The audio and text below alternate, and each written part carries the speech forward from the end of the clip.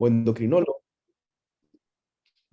que son los llamados a actuar primero, o los clínicos internistas en este tipo de problemas. Sin más hablar, voy a empezar a presentarles algunas diapositivas que he preparado para ustedes. Catherine, si me puedes ayudar para poder presentar. Sí, claro. Ya está.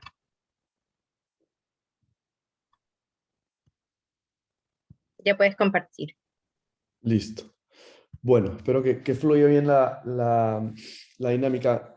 Lo que he querido hacer el día de hoy es hacer una pequeña reflexión de qué cosa es el sobrepeso, am, qué realmente tenemos que entender antes de empezar realmente a enfrentarlo, porque para enfrentarlo hay que reconocerlo como tal, y reconocerlo no es fácil, y creo que hay muchas cosas que no entendemos. Así que ahí vamos con lo que he querido compartir el día de hoy con ustedes. Y este tema creo que este, digamos, se podría plantear de mil y un formas, ¿no? Este tema. Así que bueno, lo primero para mí es entender si es que nosotros sabemos lo que es el sobrepeso y la obesidad, porque esto es lo primero, la primera barrera para realmente tratar de encontrar un tratamiento adecuado para lo que es el sobrepeso y la obesidad, ¿no? Y aunque ustedes no lo crean, en los últimos 40 años no hay un solo país en el mundo que haya reportado que sus cifras de sobrepeso y obesidad han mejorado. Entonces, esto es realmente alarmante, o sea, no es que es de unos países, esto es global. Obviamente el sobrepeso y la obesidad son epidemias o pandemias para algunos, ¿no? ¿Qué es lo que estamos haciendo mal? Es la pregunta, ¿no? ¿Es la obesidad es un problema de conducta, como todos pensamos o muchos piensan? ¿No? Hay que recomendar realmente un estilo de vida a todo el mundo. Esa es la terapia más correcta, más adecuada para todo el mundo. Decirle, oye, cambia tu estilo de vida. ¿Es eso tan fácil? Quizás es el mensaje es correcto, pero el problema es que la forma de hacerlo no. ¿Qué es una enfermedad? ¿No? Hay diferentes definiciones desde la Real Academia de la Lengua, que está por aquí, desde el diccionario Merriam, desde el diccionario de lo que es Webster o Británica, que básicamente lo que definen algunos es que una enfermedad es un desorden de estructura o función en el humano, animal o planta que produce síntomas específicos o que afectan un lugar específico. Otra definición es muy similar: en un animal o planta viviente es una condición que altera el funcionamiento normal y típicamente se manifiesta con signos y síntomas. Nuevamente, es todo muy, muy cercano, ¿no? Es una desviación dañina de la estructura normal o función de un organismo normal. Entonces, ahí la primera pregunta es: ¿qué cosa es nuestro funcionamiento normal? Y eso es, creo que, lo que vamos a tratar ahorita de definir en las siguientes diapositivas, ¿no? Lo que tenemos que entender es que nuestro organismo está diseñado para vivir en equilibrio. O sea, a nuestro organismo no le gusta cambiar absolutamente nada, ni su frecuencia cardíaca, la adapta obviamente a situaciones, ni su frecuencia respiratoria, la adapta a situaciones y después regresa a su basal, ni siquiera su peso. Incluso la grasa está fisiológicamente regulada por diferentes mecanismos que hace que siempre tratemos de regresar al periodo o al lugar en el que estamos. Sin embargo, hay cambios fisiológicos que pasan en el ser humano que son importantes mencionarlos, ¿no? Como por ejemplo la cantidad de grasa fetal que tenemos, que tiene algunas ciertas características que disminuye obviamente luego de haber nacido. Los cambios de grasa durante la pubertad, ¿no? Obviamente empieza la pubertad, los hombres empiezan a tener grasa en otras partes, las mujeres lo llevan más hacia la cadera, hacia las piernas. Hay obviamente desarrollo de signos o característicos, digamos, de lo que vendría a ser el género genético de cada persona. Hay cambios también durante el envejecimiento, que lo usual es que la grasa empieza a cambiar y migrar de lugares, incluso a desaparecer. Y hay cambios también durante la menopausia, donde las mujeres empiezan a perder grasa incluso de las caderas y los glúteos y empiezan a acumularla más en los hombres por caídas o cambios hormonales, ¿no? Y también durante y después del embarazo. Lo usual es que las mujeres durante el embarazo ganen gran porcentaje de grasa, y luego del embarazo, realmente yo no creo que haya una mujer que activamente en los primeros meses trate de perder peso, y este peso obviamente se va a perder porque fisiológicamente el organismo se encarga de tratar de regresar a donde estaba antes del embarazo. Pero si, aún así igual sabemos que el embarazo puede ser hasta un factor de riesgo para tener una pérdida de peso. Y estos cambios de grasa ocurren sin nuestra intención. Nadie está planeando tener grasa en un cierto sitio o en el otro, y son cosas fisiológicas. Y eso creo que es lo importante entender. O sea, esta es la manera normal o natural como funciona nuestro organismo. Y justamente la obesidad resulta de una regulación inapropiada de esta cantidad de grasa, que no entendemos bien por qué pasa, porque no pasa por una sola razón. Para hacer este gráfico realmente lo he puesto un poco más para explicarles lo complejo que es y la interacción que hay entre distintos órganos y células que obviamente hacen que sea tan difícil de entender por qué es que algunas personas pueden tener más fácil acumulación de grasa que otras. Y justamente todo esto se regula en nuestro cerebro y en una parte de nuestro cerebro que se llama hipotálamo, que es una parte en la cual nosotros no tenemos el más mínimo control. Y estas partes, digamos, del apetito y la saciedad, son partes que las regula un automatismo de nuestro organismo buscando un equilibrio. Yo no puedo cambiar mi frecuencia cardíaca mientras que hablo, probablemente ahorita está un poquito más alta de lo normal porque estoy contento de estar acá, estoy emocionado, pero yo no puedo pretender tener una frecuencia cardíaca de 100 en este momento, ni bajarla tampoco a 30 o a 40 porque simplemente me provoque. El apetito y la saciedad están en este mismo lugar y están bien lejos de de la corteza frontal, donde tenemos la posibilidad de elaborar pensamientos y tomar decisiones. Entonces, nuestro apetito y nuestra saciedad no están ahí y dependen de una serie de neuronas que van a actuar de una manera u otra y en algunas personas actúan de una manera, digamos, no apropiada ante algunos estímulos, ¿no? El sobrepeso y la obesidad resultan entonces de esta disfunción, ¿no? De regular cuál es la cantidad de grasa corporal promovida por diferentes factores, ¿no? Desde genéticos a ambientales. Yo no puedo cambiarle la genética a nadie con esta conversación, pero podemos cambiar algunas cosas ambientales que quizás puedan tener algún tipo de impacto en cada uno de los pacientes o personas que sufren de sobrepeso, ¿no? Entonces, es importante entender que esta es la razón por la cual la obesidad es una enfermedad. No es normal que el organismo decida acumular grasa, siendo esta grasa, además, potencialmente dañina para, digamos, el organismo. Y si alguno quiere argumentar de que existe salud en alguien que tenga obesidad, eso es, digamos, desafortunadamente creo que una confusión, porque así alguien no tenga diabetes, hipertensión o una enfermedad asociada a la obesidad, de por sí hay daños incluso mecánicos a la obesidad, ¿no? Que hay de, por ejemplo, dolores articulares por el simple hecho de tener que cargar más peso. Y es una de las cosas comunes, o igual que yo veo en el consultorio, donde los pacientes de traumatología son referidos a nuestro servicio porque no van a poder ser candidatos quizás a una prótesis de cadera, una prótesis de rodilla, porque el exceso de peso va a hacer que estas fallen o fracasen.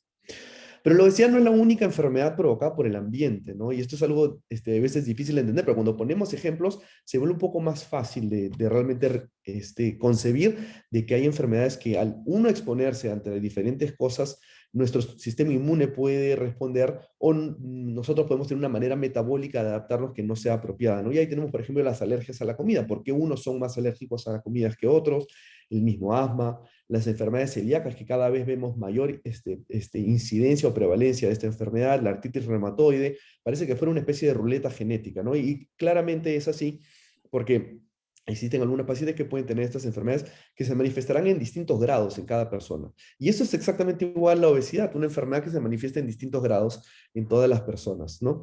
Entonces, resulta de una fisiología metabólica anormal, gatillada casi siempre por el medio ambiente. Y voy a explicar esto un poquito más todavía y causa daños directamente en el organismo y por ella misma constituye un problema de salud, ¿no? Alguna vez he tenido pacientes que dicen, doctor, yo no tengo ninguna enfermedad, pero tengo sobrepeso y obesidad. Y esos pacientes, por lo menos desde el punto de vista quirúrgico, cuando yo los opero de una apendicitis, tienen más riesgo de infección de herida operatoria porque la grasa tiene menor circulación y obviamente tiene una peor cicatrización que alguien que tiene menor cantidad de grasa. Entonces, estas son cosas importantes a entender que realmente tener sobrepeso no es simplemente un problema, digamos, estético, ni es una condición que esté libre de tener problemas en sí. Y por supuesto, hay cosas que a nadie le gusta escuchar cuando hablamos de que los pacientes que tienen sobrepeso y obesidad tienen una expectativa de vida menor. Entonces, ¿qué es lo que hay que entender? Que el sobrepeso y la obesidad deben de ser reconocidas como enfermedades, tienen que ser respetadas, tratadas y sobre todo prevenidas, ¿no? Mientras más temprano se actúe, mejor. Y hay una serie de organizaciones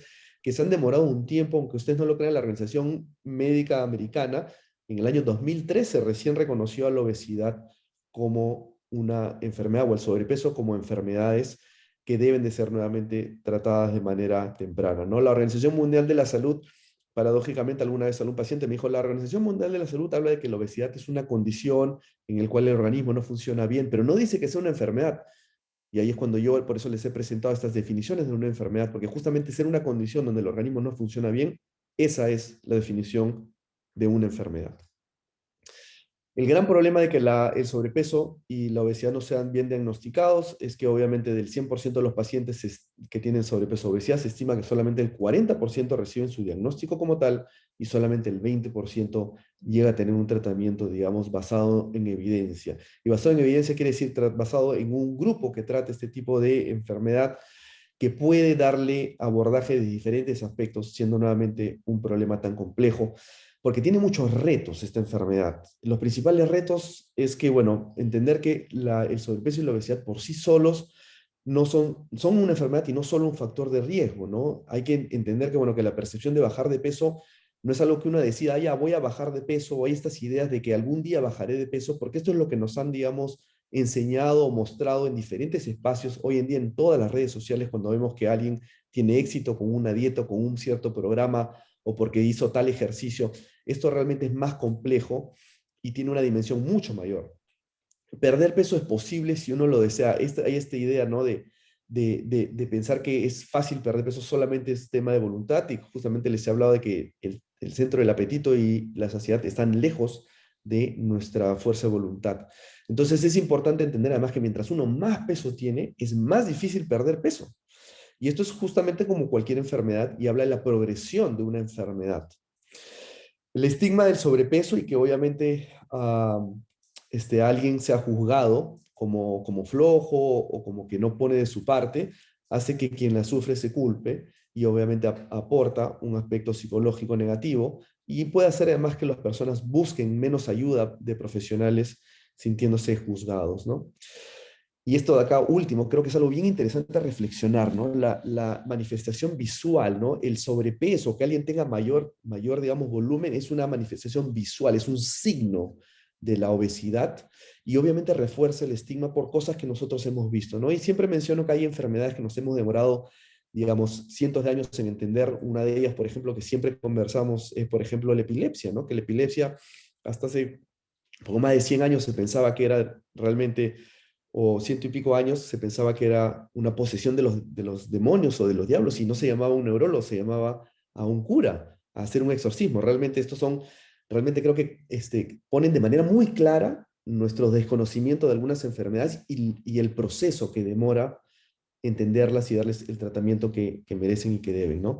Esta tabla es fascinante, sé que se ve un poco pequeña, pero les pido que la vean con detenimiento porque acá podemos ver, esta es una tabla de la Sociedad Americana de Obesidad que muestra la cantidad de factores que están involucrados tanto dentro de la persona como fuera de la persona. Y hay una serie de factores que pueden tener un rol que uno ni se imaginaría leer, ¿no?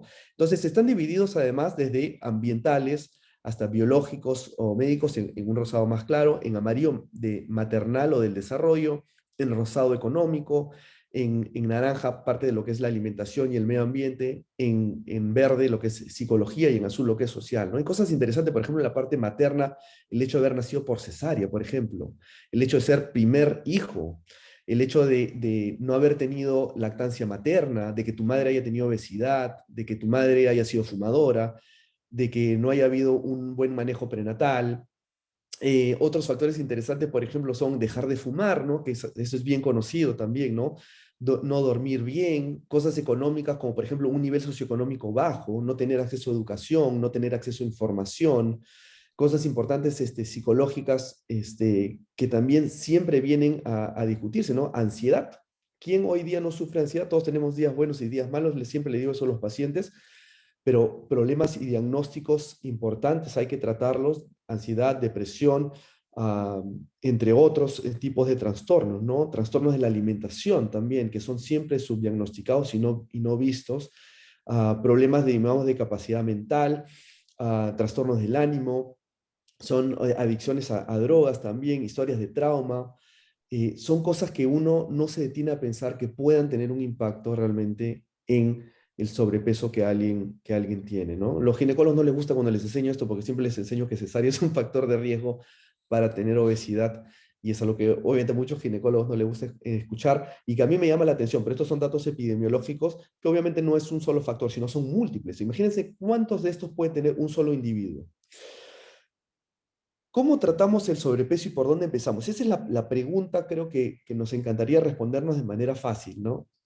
Y hay una serie de recomendaciones que a mí me gusta compartir y esto lo vamos a ir desmenuzando poco a poco, ¿no? Pero ¿cuál es el problema? El problema es que los que sufren de obesidad nuevamente no buscan equipos que traten esta obesidad, y el estigma o digamos el prejuicio hacia las personas que tienen sobrepeso y obesidad no se escapa de los médicos, no se escapa del personal de salud, cuando 20% reportan que el personal de salud siempre les dice que bajen de peso sin especificarles cómo. Anda, baja de peso, anda, come menos, anda, hace ejercicio. Ojalá fuera así de fácil. Pocos son informados sobre realmente qué es la obesidad y cómo tratarla, y más del 90% reporta que al ir a una clínica o un centro de salud solo se les controla las enfermedades asociadas como problemas de diabetes, glucosa, hipertensión, y nadie les dice que la obesidad en sí es una enfermedad y que merece obviamente la atención. O sea, ¿por dónde empezar? Los siguientes 10 minutos vamos a tratar de hacer algunas recomendaciones. No van a encontrar desafortunadamente el día de hoy el tratamiento mágico, no van a encontrar el día de hoy el remedio mágico, ni les voy a dar la razón de ser o la solución para el caso de cada uno de los que nos está acompañando el día de hoy. Pero lo primero es aceptar el sobrepeso como una enfermedad crónica. Hay que poner expectativas realistas, ¿no? Del proceso de perder peso, que no es fácil y que necesita e involucra muchos agentes, y como les he mostrado que hay tantas causas que necesitamos tener muchas personas involucradas para poder tener un tratamiento que tenga un enfoque adecuado. ¿Y cuál es el enfoque adecuado? El enfoque adecuado, como punto número 2, es estar mejor cada día. Hay días buenos y días malos nuevamente. Entonces es importante entender que la pérdida de peso nunca es lineal, siempre tiene mesetas y siempre hay obviamente factores de estrés que pueden agravar la situación, ¿no? Y el éxito no debe de enfocarse por el número de la balanza, y una pérdida de peso modesta puede tener un gran impacto de una salud de un paciente. A veces vienen pacientes que pueden pesar 130 kilos y los pacientes lo que están buscando es perder 10, 15 o 20 kilos, que ya les puede dar una mejora, como sabemos, en problemas médicos asociados, o un alivio a sus articulaciones, o una mejora en su apnea del sueño, entre otras cosas. El peso no define a nadie y la obesidad no define a nadie. Y eso es importante que las personas que tienen sobrepeso lo sepan. Nadie por eso debe ser juzgado por su sobrepeso o por tener obesidad, y no es la definición de una persona, ¿no? Somos mucho más que lo que una balanza pueda decir. Otro punto importante es mientras más temprano se intervenga, mejor va a ser el resultado. Entonces, de ser posible, es importante encontrar causas o factores, como todos los que he mencionado en esta breve charla, para realmente entender a qué tenemos que apuntar, qué es lo que tenemos que mejorar, y sobre todo, desde mi punto de vista y como equipo que trabajo con psicólogos, nutricionistas y endocrinólogos, la parte psicológica, que creo que es primordial darle un espacio y un valor, porque creo que afecta a todas las otras esferas, ¿no? Entonces, cada paciente es una historia, cada paciente tiene obesidad por diferentes razones, y existen muchos aspectos que mejoran la vida de cada uno. Obviamente también hay causas de ganancias de peso, que a veces las podemos dividir de esta forma para entenderlas mejor, ¿no? Desde el punto de vista metabólico, alguien que tiene una baja cantidad de masa muscular va a ser muy propenso a ganar más peso, más grasa. Alguien que ha perdido peso muchas veces va a ser también más propenso, aunque no lo crean, a ganar más. El termo hormonal tiene un impacto pequeño, pero también lo tiene. Hablamos sobre todo de mujeres con menopausia. Hay medicaciones que afectan también esto. Y obviamente la parte genética, y siempre digo a los pacientes, yo no puedo cambiar su genética, pero sí que podemos cambiar el ambiente en el cual ellos están para que sus genes no actúen como lo han estado haciendo, ¿no? Hay algunas razones por las cuales uno aumenta su ingesta de alimentos, la parte emocional, psicológica, y medicaciones también. Es bastante paradójico que justamente esto es lo que los pacientes se quejan, que van a un especialista y lo único que hacen es recetarle medicaciones, cuando lo que se tiene que hacer es probablemente enfocar en la causa de los problemas.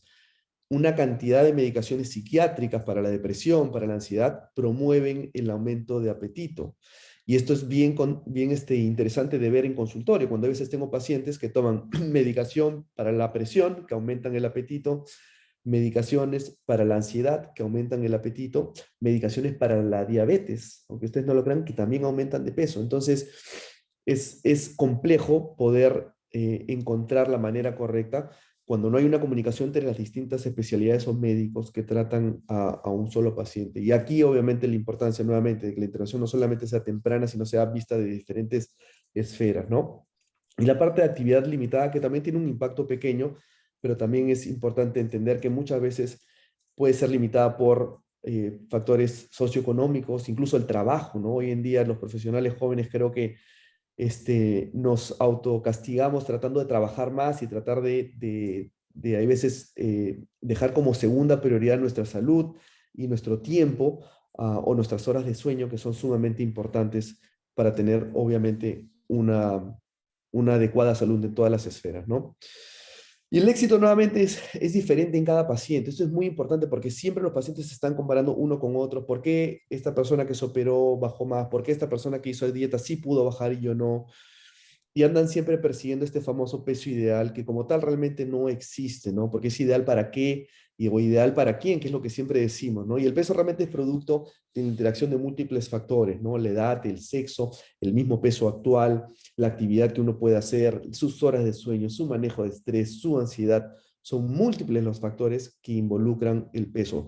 Muchas veces tengo pacientes que entre ellos se comparan y no es lo mismo el peso de un paciente que decide hacer una cierta actividad física que otra o que tiene otro ritmo de vida, ¿no? Y tengo pacientes de la misma talla que empezaron en el mismo peso, pero tienen una diferencia de peso de 20 kilos. Uno, por ejemplo, se dedica a hacer natación o correr y el otro se dedica a levantar pesos, o uno es más activo que otro, o uno tiene, digamos, otros factores que pueden hacer que tengan más o menor peso.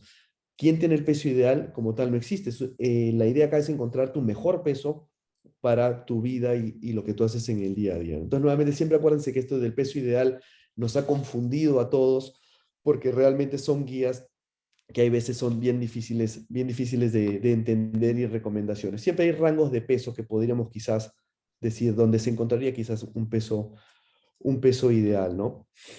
Nuevamente, ¿cuál es el éxito de un paciente? El éxito es tener una mejor calidad de vida, mejorar niveles de energía, mejor autoestima, mejora en enfermedades asociadas. Creo que el éxito no es ser delgado y tener un cuerpo admirable o tener, digamos, un six-pack o verse solamente bien. Eso creo que no es el éxito de alguien que tiene sobrepeso y no es lo que nos deberíamos de enfocar, ¿no? ¿Qué debemos de considerar? Los múltiples factores que están involucrados en esto, desde las horas de sueño. Siempre le digo a los pacientes, ¿qué es más importante? ¿Dormir o hacer ejercicio? Y siempre les voy a decir que dormir es más importante, tiene prioridad mayor sobre hacer ejercicio. Hacer ejercicio es importantísimo también, incluso a veces puede ayudar a dormir si uno hace ejercicio temprano, pero las horas de sueño son la prioridad. Cambios en la alimentación, cambios en las formas que uno come, a veces priorizar proteínas, estas son cosas que los nutricionistas pueden discutir más, aumentar estrategias como para aumentar, digamos, la saciedad o disminuir el apetito con diferentes tipos de comida, la actividad física que es indispensable, el apoyo psicológico nuevamente, estos son pilares del tratamiento de los pacientes, las restricciones de caloría porque a la larga, a pesar de que esto puede estar supeditado a nuestro apetito, a nuestra saciedad por diferentes razones, siempre lo que buscamos es hacer una restricción de calorías para que los pacientes empiecen a perder peso, ¿no? Medicaciones son parte también de la estrategia, no es lo primero que debe de agregarse, y por supuesto procedimientos bariátricos para perder peso, que es alguna de las cosas que nosotros también hacemos, ¿no? ¿Cuáles son las rutas del tratamiento en la obesidad? ¿No? Una vez que lo que se ha planteado es hacer un diagnóstico que se puede hacer de diferentes maneras del sobrepeso y la obesidad, y esto es algo en constante discusión porque el índice de masa corporal, que es la relación entre el peso y la talla al cuadrado, es un parámetro algo rígido que no se aplica para todo el mundo, pero que ayuda. Y hay otras medidas antropométricas, desde porcentajes de grasa, medidas por caliper, para poder estimar si es que alguien realmente tiene sobrepeso y obesidad. Y el nivel de sobrepeso y obesidad debe de hablar de un estadio. Y esto es un mensaje muy importante que creo que tienen que llevarse el día de hoy. La obesidad no es igual en todo el mundo y el estadiaje depende de varios factores que ahorita les voy a enseñar. Una vez que se sabe qué tan severa es la obesidad del paciente, siempre los cambios de estilo de vida es lo indispensable que hay que plantear, pero ¿a través de qué? A través de dietas y ejercicios, probablemente en estadios muy tempranos de obesidad o alguien que tiene solamente un sobrepeso muy leve. La farmacoterapia que usualmente se recomienda con pacientes que tengan índices de masa corporales de 27 hacia arriba, o sea, alguien que tiene, digamos, unos 8 o 10 kilos, podría ser candidato a usar algunos medicamentos para perder peso y procedimientos y cirugías. Los balones intragástricos que siempre están preguntándonos, usualmente los ponemos con índice de masas corporales de 25 hacia arriba. Este es un mensaje sumamente importante también que me encantaría que se lo lleven.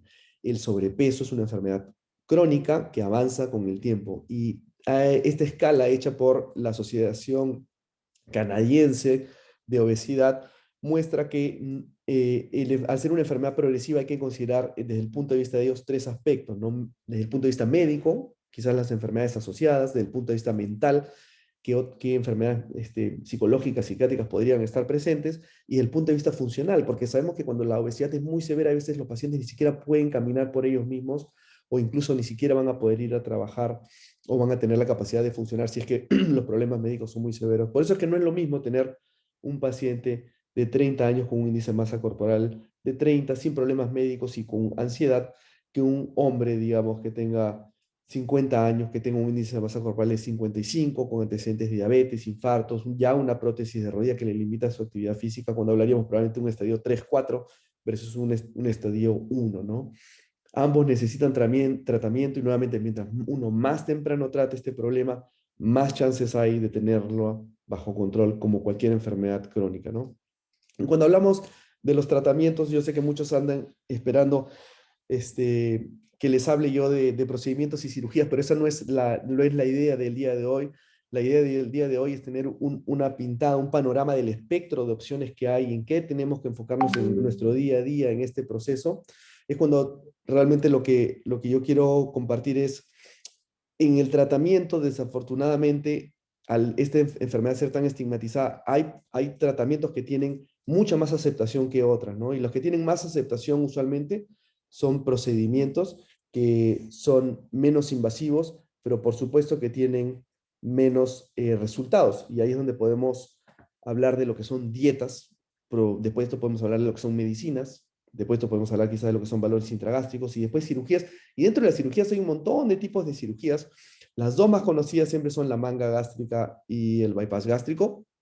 Y cuando hablamos de este espectro de tratamientos, casi siempre podemos decir igual que es muy probable que alguien con una obesidad o en un estadio muy temprano sea un gran candidato a quizás poner bajo control el problema de peso con terapias menos invasivas y por supuesto cuando la obesidad es severa son pacientes que deberían de pasar a procedimientos más invasivos que tienen por supuesto muchos mejores resultados, más duraderos en el tiempo, pero que también son menos aceptados y son menos aceptados yo creo por parte de este estigma y prejuicio que tenemos con el sobrepeso porque es raro, a pesar de que igual también pasa, que alguien tenga una enfermedad crónica y el médico proponga una cirugía, digamos, a una enfermedad como el cáncer, es raro que a un paciente se le proponga una cirugía y el paciente diga, no, es muy invasivo, me gustaría solamente hacer quimioterapia. Existen esos casos puntuales, pero si es que la mejor opción para poner una enfermedad bajo control es una cirugía, deberíamos de escuchar al especialista. Pero nuevamente, el paciente siempre tiene la razón y lo importante es que los pacientes estén informados y sepan que tienen opciones y que felizmente también en términos del tiempo se puede ir de manera escalonada avanzando por las diferentes opciones que hay en tratamiento. Lo importante es no perderse en este camino, tener nuevamente metas o expectativas reales que vayan definiendo el éxito de cada uno. Una cosa, digamos, no tan simpática que tengo que compartir es que desafortunadamente, a pesar de los mejores esfuerzos que podamos hacer, todas las terapias tienen siempre una reganancia de peso en el largo plazo y por supuesto la cirugía con cambios de estilo de vida pueden tener una pérdida de peso de cerca del 20 al 30%, pero que con el pasar de los años también se puede reganar de peso. Esta es la naturaleza. Los que no son operados o las personas que no se operan, que son delgadas, también con el pasar de los años ganan peso de manera normal por mil y un razones. La idea es que este peso no tenga algún tipo, digamos, de impacto en su calidad de vida, ¿no? ¿Cuál es el plan a largo plazo? Y ya con esto termino esta charla. Continuar el manejo por un equipo multidisciplinario. Esto es sumamente importante, ¿no? Algunas veces los pacientes creen que la situación está ya controlada y no estamos diciendo que no lo esté, pero necesitan igual por lo menos un manejo, un control anual. Hay que trabajar en las causas y limitaciones para implementar cambios, qué es lo que a cada paciente afecta y esto es lo que hay que individualizar.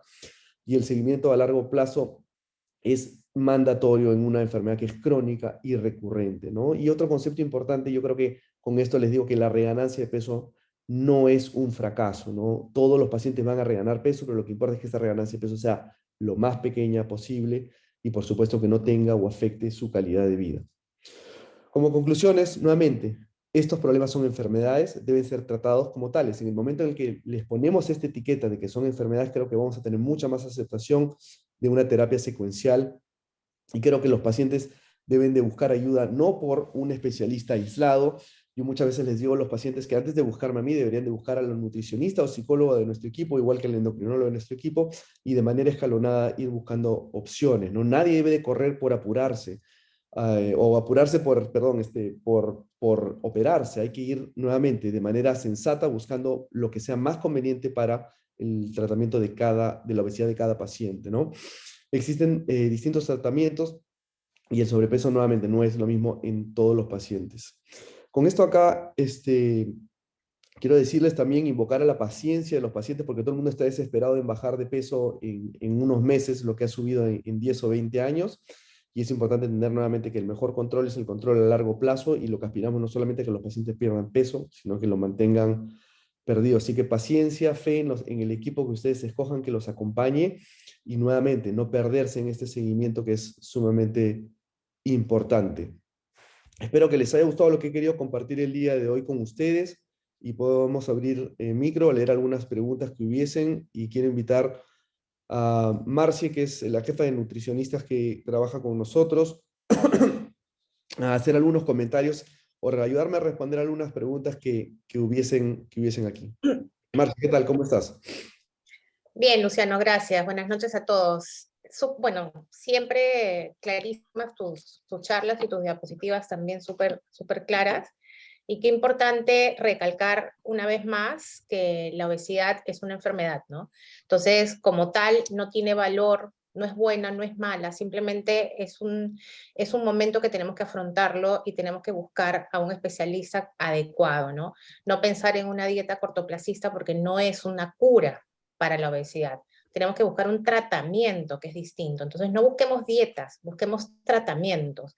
Y como la salud lo demanda, hay que ir con un buen equipo. O sea, no estar, creo yo que todos estamos de acuerdo que siempre vamos a querer buscar lo mejor para nuestra salud, ¿no? Y en temas de obesidad debemos buscar lo mismo, ¿no? Porque a veces nos venden soluciones rápidas, soluciones cortoplacistas que no nos curan. Quizás en un tiempo corto en un plazo corto de tiempo podemos bajar de peso, pero no me estoy curando, ¿no? Entonces creo que es interesante lo que has dicho, Luciano, esto de plantearlo siempre como una enfermedad, porque así también me voy a tener paciencia yo misma si es que estoy padeciendo de esta enfermedad, para darme el tiempo de curarme, con todas las herramientas que el doctor o la cabeza de equipo me pueda brindar para yo seguir el tratamiento, no la dieta, ¿no? Entonces planteémonos esto como tratamiento. Yo creo que así vamos a estar más tranquilos y vamos a tener más paciencia con nosotros mismos, con nuestro cuerpo, que tiene una evolución que no podemos apurar.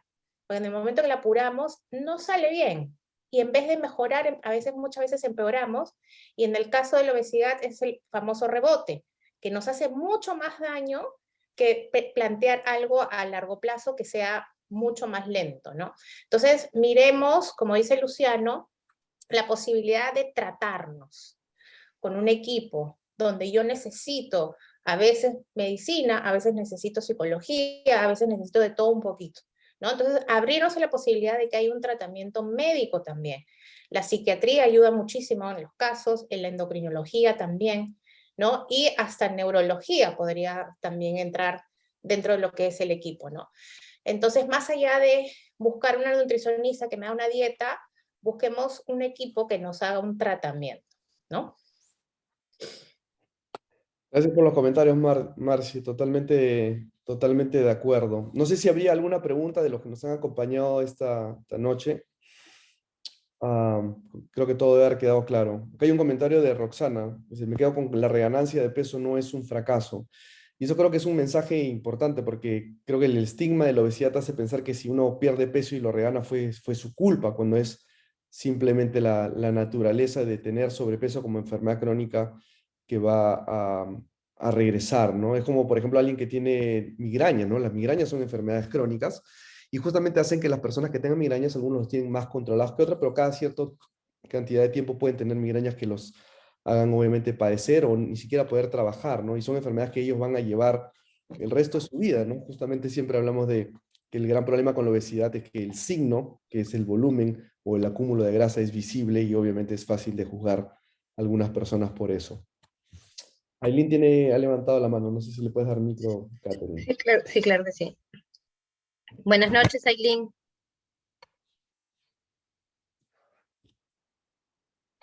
Ahí está, me parece. Sí, ¿cómo están?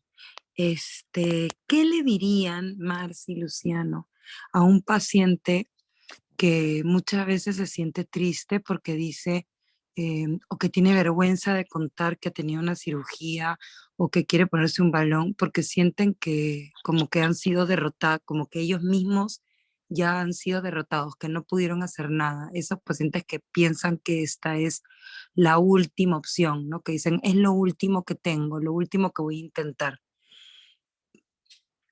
Es un excelente punto es una excelente pregunta desde la parte psicológica, y cuando hablamos de lo que es el estigma o digamos este prejuicio que hay hacia la obesidad, las personas que la sufren no se escapan de tenerlo, ¿no? Entonces, justamente ellos internalizan este prejuicio, y a pesar de que se quejan de ser juzgados por su peso, también ellos mismos se juzgan de esa manera, cuando lo que el balón o una cirugía puede ser para un paciente es el tratamiento más apropiado para su situación, en lugar de ser la última salida, ¿no? Nadie habla de esa manera nuevamente en otras enfermedades, pensando que la última salida es la cirugía. Probablemente, sin lugar a dudas, es el tratamiento más invasivo que hay, pero es el tratamiento eficiente y el tratamiento adecuado dependiendo el caso de cada paciente. Yo lo que haría con esos pacientes es, los animaría, por supuesto, a tener un apoyo psicológico y ayudarlos a trabajar de este sentimiento de culpa que obviamente es tan grande en los pacientes o personas que sufren obesidad por obviamente una carga social. Y expandiéndome un minuto más, es interesante ver cómo, por ejemplo, no sé si algunos han visto esta película que yo no he visto, pero que de por sí es parte del estigma de alguien que tiene obesidad. Esta película se llama Mundo Gordo, donde el que ha escrito la película es alguien que tiene obesidad, que toda la película es burlarse de alguien que tiene obesidad, para al final decir, no hay que burlarse de alguien que tiene obesidad. Entonces es un poco, digamos, paradójico que el centro de la película, lo gracioso, sea una burla hacia alguien que tiene obesidad, para al final decir que no hay que hacerlo, ¿no? Creo que esto es justamente lo que significa el estigma o el prejuicio internalizado de alguien que tiene obesidad, que cree este tipo de cosas que la sociedad de una manera u otra le ha impuesto. No sé si, Marci, tienes un comentario también al respecto. Bueno, sí, justamente lo del estigma que hablas, ¿no? Hay muchas enfermedades también que tienen estigmas grandes y que la gente trata de ocultarlo, ¿no? Por ejemplo, yo también veo pacientes con trastornos alimenticios que tampoco quieren contar de que sufren de una bulimia o sufren de una anorexia, ¿no? Entonces, si nos damos cuenta, vivimos en una sociedad que todo lo que es alrededor del peso y de la imagen corporal es como secreto, no le cuentes, estoy haciendo dieta, pero no le digas porque si no me va a criticar X, ¿no? Entonces yo creo que también como sociedad tenemos que abrir, ¿no?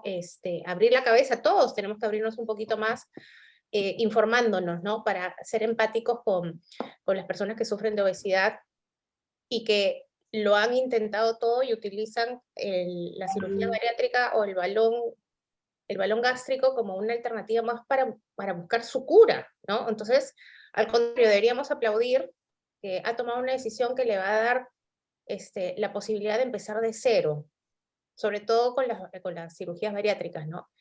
Nos dan esa oportunidad de podernos empezar de cero, porque justamente pues como parte de la operación el cerebro y el estómago están como que desconectaditos por un tiempo y podemos resetearnos y empezar de vuelta con información positiva, con aprendiendo a comer de verdad, junto con un equipo que nos va a sostener y nos va a enseñar, ¿no? Entonces, sí, es real el estigma, es real el secreto de ocultar algo así, pero yo creo que eh, tomar una decisión de ese tipo es de valientes, porque el proceso no es nada sencillo. Los que digan que han tomado el camino fácil, no tienen idea de lo que están hablando, porque es un camino muy retador, y los que han pasado por eso lo saben, ¿no?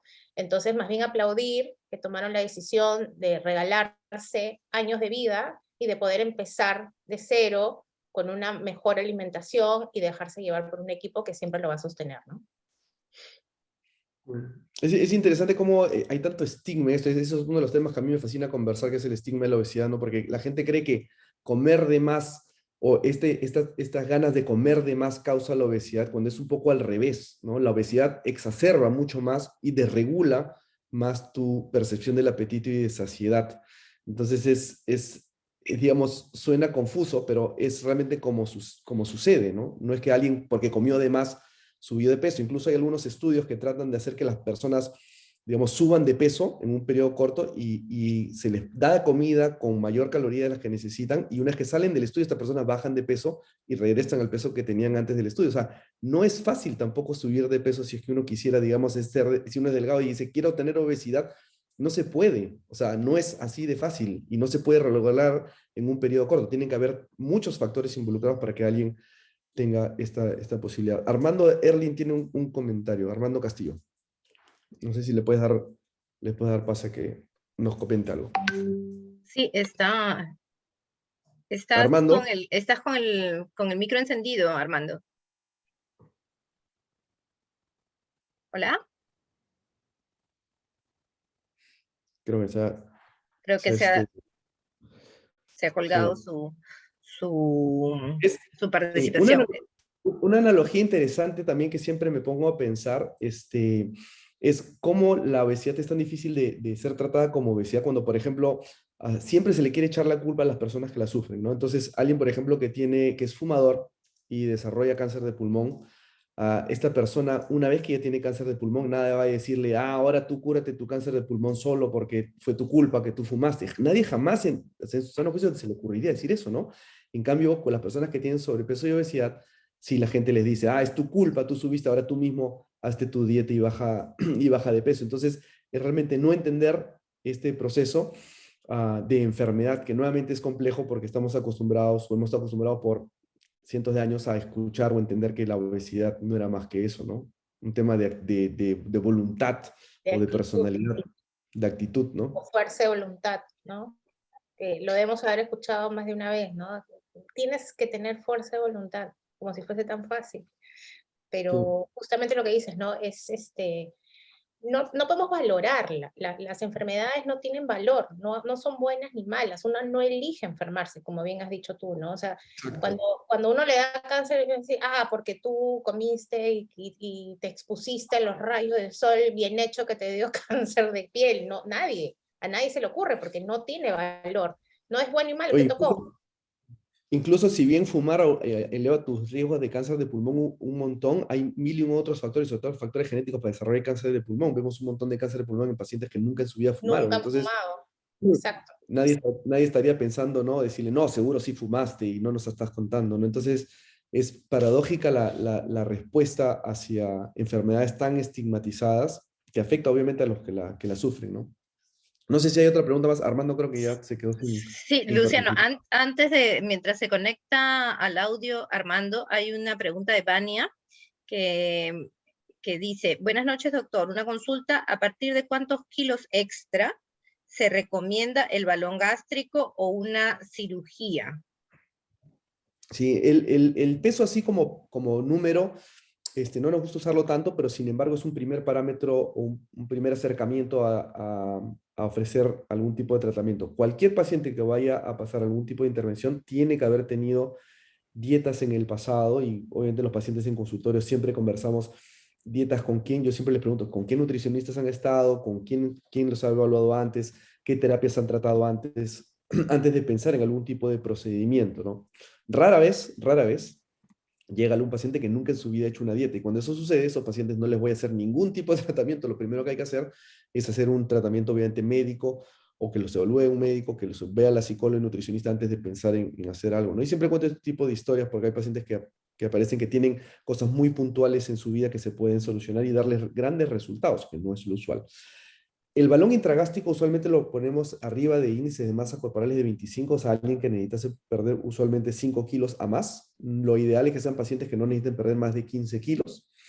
Sin embargo, el gran atractivo del balón intragástrico es que es temporal, es reversible y no deja ningún tipo de secuela posterior. Entonces, muchos pacientes que serían probablemente mejores candidatos a cirugía optan por probar el balón intragástrico como un tratamiento previo, a ver si es que con eso pueden responder, porque siempre hay, obviamente, hay una parte genética que no hemos conversado el día de hoy, pero hay pacientes que así como vemos desafortunadamente en algunas historias que nos dan también esta mala idea de qué cosa es el sobrepeso y la obesidad, donde hay alguien que pesaba 150 kilos, hizo tal dieta y perdió peso, ¿no? O estos programas como The Biggest Loser, que fueron tan populares en los años 2000, donde ponían a alguien a hacer dieta, ejercicios y bajaban de peso y todavía te daban este mensaje tan confuso como te decían, si yo pude, tú puedes, ¿no? Y realmente no es así la cosa. Incluso cuando se han seguido estas personas en el largo plazo y se han desentendido de los programas en los que estaban, han reganado muchos pesos, algunos en su totalidad, desafortunadamente. Las cirugías son ideales para pacientes con índice de masa corta. Usualmente pacientes que tengan que perder 20 kilos o más y no lo hayan podido hacer o mantenido la pérdida de peso por otros medios menos invasivos, ¿no? En base a eso igual, yo siempre digo, los pacientes que más se benefician de una cirugía son mientras más peso tengan, mientras más problemas médicos tengan, son los que más impacto van a tener en su calidad de vida. Y siempre cito pacientes como, por ejemplo, alguien que ha tenido infartos, alguien que es diabético, que tiene hipertensión, que tiene problemas de colesterol, que toma 12 o 14 o 15 medicaciones a través de una cirugía, justamente, si es que el riesgo anestesiológico es apropiado, podemos llegar a que esta persona, no voy a decir que deje de tomar todas sus medicaciones, pero quizás se reduzcan al 20 o 30% de lo que tomaban originalmente y en vez de tomar 15 medicaciones, tome solamente 5 pastillas al día o quizás 4 o 2 y en algunos casos excepcionales quizás ninguna, pero no es lo usual. Las enfermedades crónicas, nuevamente, mientras más han avanzado, es más difícil que se puedan poner bajo control, pero estos pacientes son los que más premura deberían de tener, digamos, en operarse cuando la obesidad es muy severa. Acuérdense de esta escala que les puse de Edmonton, de la Sociedad Canadiense de Obesidad, donde cuando todas estas esferas están, digamos, alteradas, la parte psicológica, médica y funcional, estos pacientes en el extremo son los que más necesitan cirugía y muchas veces son los que más miedo tienen de venirse a operar, ¿no? Creo que ya estamos con Armando. Armando, si tienes la posibilidad, si te puedes conectar al micro. Creo que tenemos un problema con Armando. O que escriba su Sí, pregunta. sí. Puede escribir su pregunta, sí. Ahí Doctor Luciano, buenas noches. está. Ahora sí, ahora sí. Armando. Doctor Luciano, me entusiasma la banda, perdón, excelente la charla, doctor, pero yo, mi pregunta es la siguiente, ¿no? De que cómo se llama, si con el balón gástrico, si uno pierde 15 kilos, ¿no estaríamos ya haciendo un cambio de metabolismo? Eso ayudaría a varias personas. Por supuesto que cada persona es una historia, ¿no? Allá a tener a mejorar su peso. No te entendí mucho la pregunta sobre el balón. No, mi pregunta es la siguiente, ¿no? Al tener una tensión con un balón gástrico, Uh-huh. y si uno pone mucho de su parte, si uno pierde 5, 10, 15 kilos, estaríamos ya casi prácticamente en un posible cambio de metabolismo, ¿no? Como dicen algunos endocrinólogos.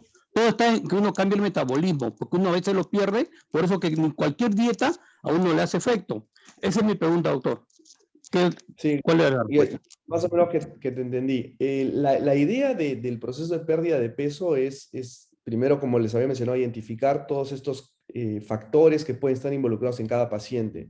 Y luego de eso, lo que obviamente buscamos a largo plazo es un cambio en composición corporal, ¿no? O sea, eso que, en pocas palabras, quiere decir ganar un poco de músculo y perder la grasa, ¿no? Eso es lo que de una manera u otra activa, digamos, el metabolismo o hace que tu requerimiento calórico sea mayor con respecto al peso que tú tienes, ¿no? Entonces, cuando, por ejemplo, eso es fácil de entender cuando hablas de alguien, por ejemplo, dos personas que pesan 80 kilos, ambas personas miden 1,70 m, pero una tiene muchísimo músculo y la otra tiene nada de músculo y tiene sobrepeso, probablemente la que tiene sobrepeso va a comer muchísimo menos y va a ganar peso más rápido que la que es musculada, ¿no? Entonces, a la larga, los factores de protección para no reganar peso, la principal es hacer actividad física y mantener y ganar masa muscular en el proceso de la pérdida de peso. Lo que cada paciente tiene que perder de peso es diferente, pero en general una pérdida de peso de 10 kilos a 15 kilos puede significar una mejora grande en la calidad de vida e incluso en enfermedades como diabetes o hipertensión o apnea del sueño, aliviar dolores articulares. Por eso que no todos los pacientes tienen que perder pues 30 kilos, 40 kilos, así tengan ese sobrepeso o ese exceso de peso. La idea nuevamente es cada día estar un poco mejor y buscar este camino o este proceso que es diferente y los objetivos de cada uno también son diferentes, ¿no? Tenemos también, Luciano, a Alesia. Le voy a pasar, le voy a abrir el micro. Gracias, Armando. Hola. Gracias, Luciano. Yo tengo una pregunta. Si una persona ha tenido una operación de manga gástrica hace 10 años y después ha ganado peso, ¿es posible que se ponga el balón gástrico? No, la cirugía de la manga gástrica o bypass gástrico o cualquier cirugía son contraindicaciones absolutas. El balón no tendría espacio donde entrar y si bien la manga gástrica puede dilatarse con el pasar de los años, nunca va a tener el espacio suficiente como para poder alojar el balón. Normalmente lo que se hace con los pacientes en esa situación es un abordaje nuevamente, como siempre, multidisciplinario, ver qué factores podemos ayudar, corregir, qué opciones hay antes de pensar en algún tipo de intervención, o si necesitamos algún otro tipo de intervención, ¿no? O sea, reganar peso no es un problema, el problema es que tu calidad de vida se haya deteriorado nuevamente y ver qué te está afectando. Usualmente lo que estamos hoy en día experimentando es que no solamente el apoyo psicológico y nutricional en este tipo de casos es valiosísimo, sino las medicaciones. Entonces, hay nuevas medicaciones que pueden ayudar en este tipo de situaciones y posteriormente, si es que no hay una cirugía, podría en algunos casos segunda cirugía, traer objetivos. Pero acá la idea no es estar operando cada 5, 10 años o 15 años a los pacientes para seguir buscando eso, ¿no? Pero cada caso es diferente. Yo lo que te recomendaría es hacer contacto con el equipo donde te operaste o se operó esta persona y ver qué opciones hay de un tratamiento, digamos, escalonado nuevamente también y pausado hacia estar en un mejor lugar. Perfecto, muchísimas gracias. Nada, gracias por la pregunta. Muy buena pregunta. Las siguientes preguntas van referidas a un poco a cuál es el funcionamiento del balón y de la manga. Así que justo les voy a poner por aquí por mensaje el teléfono del consultorio para que con todo gusto mañana les pueda enviar toda la información, ¿no? Hay una pregunta específica sobre la manga gástrica y si ayuda con la resistencia a la insulina, Luciano. Sí, toda la cirugía realmente tiene un impacto grande en la parte metabólica, ¿no? Ya sea resistencia a la insulina, ya sea diabetes, ya sea hipertensión, hígado graso, cosas mecánicas como apnea del sueño, problemas de colesterol severos. Realmente las cirugías tienen un mayor efecto que las terapias menos invasivas, ¿no? Habría que ver nuevamente qué caso, ¿no? O sea, cuál es el caso de la persona. Pero sí, sin duda alguna, cirugías ayudan muchísimo en lo que es resistencia a la insulina y diabetes. Perfecto, entonces estoy mandando el teléfono. El teléfono tiene un error, perdona.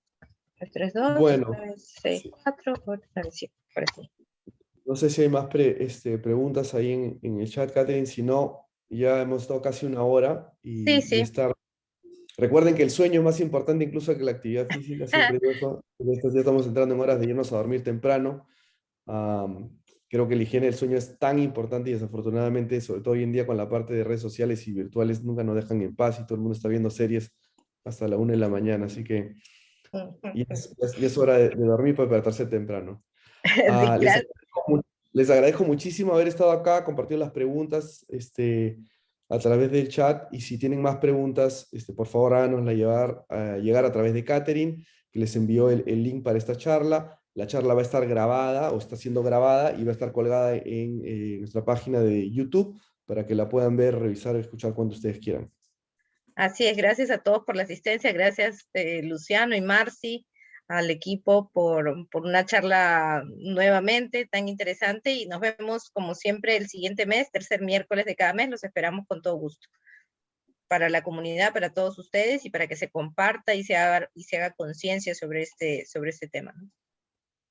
Súper. Listo, buenas noches a todos, gracias. Gracias. Buenas noches. Gracias. Gracias a todos. Gracias, Catherine. Chao. Chao, chao.